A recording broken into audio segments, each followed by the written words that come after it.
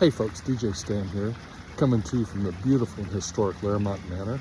We're getting set up for a ceremony here on a beautiful rainy Pacific Northwest afternoon, and I wanted to take a minute to tell you about Bookmore Brides.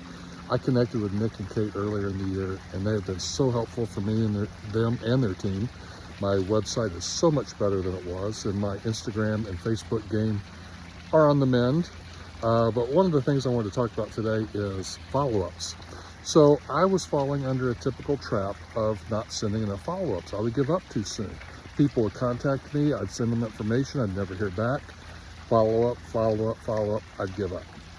Well, what they taught me was that some people just aren't ready to take action yet.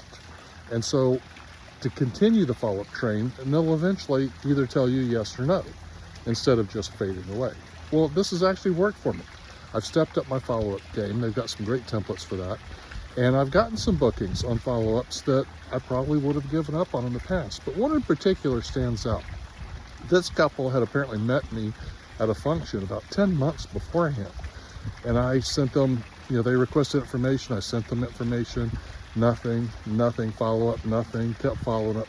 Well, finally, after far more follow-ups than I would have done in the past, they scheduled a meeting. And in that meeting, they booked right on the spot.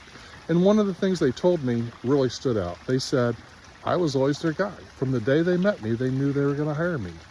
They just weren't ready to take action yet. So do the follow-ups, know your worth, and step up your social media game. Get with Bookmore Brides.